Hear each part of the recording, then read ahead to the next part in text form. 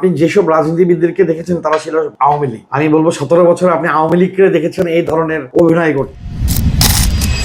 আসসালামু আলাইকুম সুপ্রিয় দর্শক শ্রোতা, আপনাদেরকে স্বাগতম জানাচ্ছি জিও বাংলা টিভির সাপ্তাহিক সাক্ষাৎকার বিষয়ক অনুষ্ঠান বাংলা সাক্ষাৎকারে। আজকে আমাদের সাক্ষাৎকারের বিশেষ অতিথি হিসেবে আছেন আশরাফ জামান খান মনু সাহেব। ওনার বিশেষণ অবশ্যই আপনারা সবাই জানেন, তারপরেও আসলে এত বিশেষণ দিতে আমি চাচ্ছি না, বাট অল্প করে আপনাদেরকে বিশেষণটা দিচ্ছি। উনি হচ্ছেন সুপ্রিম কোর্টের আইনজীবী এবং যুবদলের সাবেক কেন্দ্রীয় নেতা, কিশোরগঞ্জ 2 আসনের এমপি মনোনয়ন প্রার্থী। তো আজকে তার সাথে আমরা আলোচনায় চলে যাচ্ছি। আজকে তার বিশেষ সাক্ষাৎকারটা আমরা গ্রহণ করবো আপনাদের উদ্দেশ্যে। জি আসসালামু আলাইকুম, কেমন আছেন? জি আলহামদুলিল্লাহ, ভালো আছেন আপনারা? জি আলহামদুলিল্লাহ ভালো আছি। বনু সাহেব, যদিও আপনার সাথে আমাদের বিগত অনেকগুলো সাক্ষাৎকার গেছে অলরেডি, এবং অনেকগুলো সাক্ষাৎকার আপনার সাথে আমার কথাও হয়েছে। আমাদের জিও বাংলা টিভির অনেকগুলো সাক্ষাৎকার আপনি ছিলেন এবং স্বতঃস্ফূর্তভাবে আপনার সাক্ষাৎকার আমরা পেয়েছি।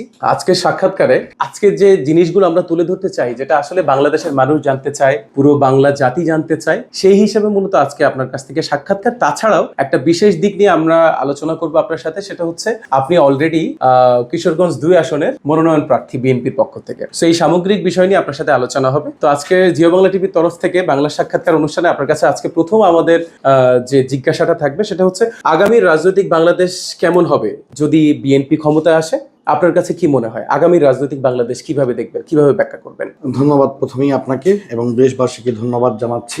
নিঃসন্দেহে বহুদলীয় গণতন্ত্রের প্রবক্তা হচ্ছে শহীদ প্রেসিডেন্ট জিয়াউর রহমান। সো আগামীর বাংলাদেশ যখন আগামী গণতান্ত্রিক ভাবে বাংলাদেশ জাতীয়তাবাদী দল যদি ক্ষমতায় আসে, অবশ্যই বাংলাদেশ জাতীয়তাবাদী দল তার যে নিয়ম, শহীদ প্রেসিডেন্ট জিয়াউর রহমানের যে 19 দফা এবং পরবর্তীতে আমাদের বিএনপির ভারপ্রাপ্ত চেয়ারম্যান জনাব তারেক রহমান ঘোষিত যে 31 দফা, এইভাবে করে এই দফা অনুযায়ী এই দেশের মানুষের মুক্তির লক্ষ্যে একটি গণতান্ত্রিক পরিবেশ সৃষ্টি হবে বলে আমরা বিশ্বাস করি। দেখুন, বাংলাদেশ জাতীয়তাবাদী দল যে কতবার ক্ষমতায় এসেছে, তার পরবর্তীতে কিন্তু পটভূমি চেঞ্জ হয়েছে। কারণ বাংলাদেশ জাতীয়তাবাদী দল গণতন্ত্রে বিশ্বাসী। বাংলাদেশ জাতীয়তাবাদী দল নির্বাচন দিয়েছে এবং সেই নির্বাচন দেওয়ার কারণেই কিন্তু ক্ষমতার পটভূমি চেঞ্জ হয়েছে।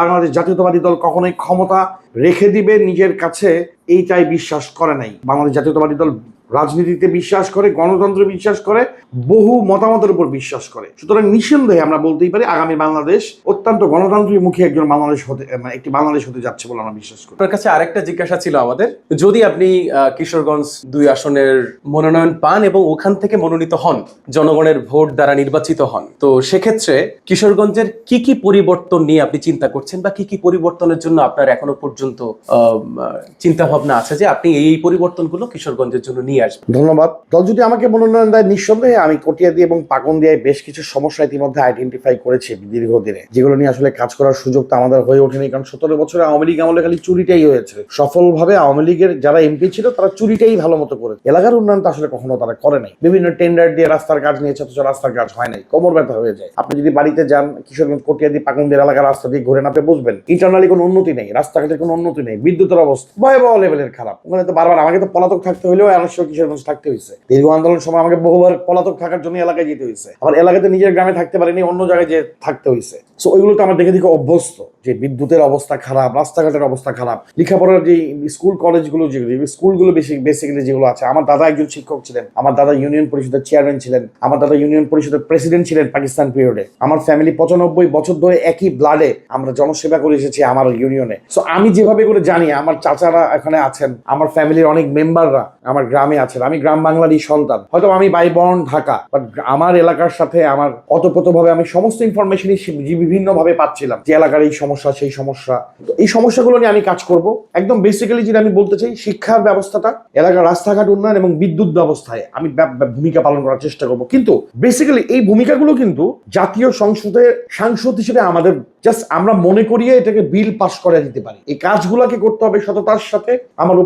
আমাদের উপজেলার তৎকালীন যিনি মেয়র থাকবেন, যিনি উপজেলার চেয়ারম্যান থাকবেন, যিনি ইউনিয়ন পরিষদের চেয়ারম্যান থাকবেন, যারা মেম্বার থাকবেন, যেটা সুষম ভাবে বন্টন ভাবে লোকাল গভর্নমেন্ট যেন ঠিক মতো কাজ করে, সেই ব্যাপারটাকে আমি দেখার চেষ্টা করব। তো এলাকার উন্নয়ন বলতে আমি যেটা বুঝেছি যে আমাদের যে প্রবলেমগুলো আছে সেগুলোকে আমার নলেজে আমি নিয়েছি। আমি যদি সুযোগ পাই সেগুলো দিয়ে যেন লোকাল গভর্নমেন্টের যারা প্রতিনিধি আছেন, উপজেলা চেয়ারম্যান, পৌরসভার মেয়র থেকে শুরু করে ইউনিয়ন পরিষদের চেয়ারম্যান, ইউনিয়ন পরিষদের মেম্বার, কাউন্সিলর যারা থাকবেন, তারা যেন সুষম বন্টন করে প্রপারলি এলাকার কাজ করেন, সেটাকে আমরা অবশ্যই সঠিকভাবে পর্যালোচনা করব এবং আমরা দেখভাল করব।